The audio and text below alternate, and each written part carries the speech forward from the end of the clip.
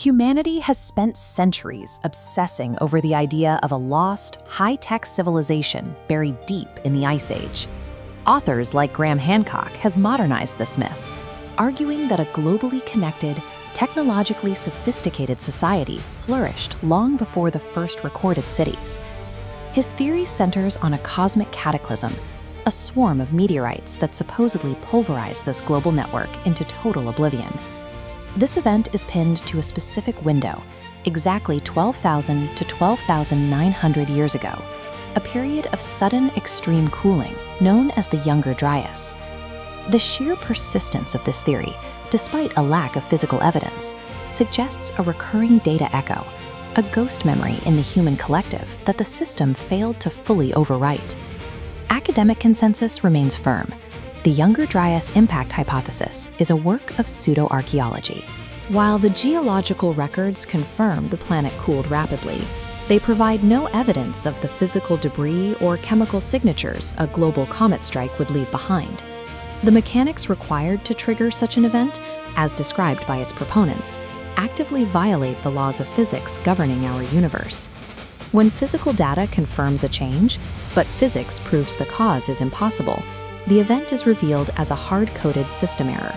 In simulation logic, the Ice Age civilization of Atlantis is a deleted beta build. System architects used this early draft to test complex human tech trees and societal structures within the harsh Pleistocene. The build failed. Societal parameters became unstable, violating ethical constraints for the final simulation. To prepare for the official launch, the architects had to discard this developmental branch and clear the server of its data. The cataclysm wasn't a physical impact, but a server-side rollback, a massive data wipe that reset human society to the baseline state of simple hunter-gatherers. The Younger Dryas cooling provided the engine, a narrative pretext, a way to justify this sudden disappearance of the beta build's advanced datasets from the map. These environmental patch notes were written directly into the Greenland ice sheets, creating a climatic alibi for the missing assets. This rollback permanently removed entire ecosystems and megafauna species, assets that the system no longer needed to track in the final version. Under this lens, the geological layers aren't historical records, but engine-generated stories designed to explain why an entire tier of the simulation is simply gone. If the wipe was total, it raises a diagnostic question. Why do human avatars still intuitively feel the presence of this deleted state? Plato's account of Atlantis appears to be a direct result of an imperfect wipe, a fragment of the original code circulating in the collective human database. These corrupted data fragments manifest as Mandela effects, ghost memories of a server state that technically no longer exists.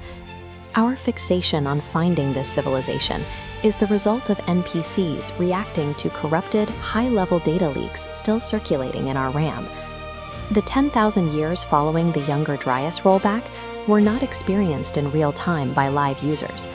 Antiquity and the Middle Ages served as a pre-rendered backstory, a loop of recycled assets designed to build a deep structural history before the system went live. The Earth simulation officially completed its boot sequence, its version 1.0 go live during the Renaissance. This means everything prior to the 14th century is a pre-rendered lore file. Humanity isn't discovering its history, it's reading its own source code.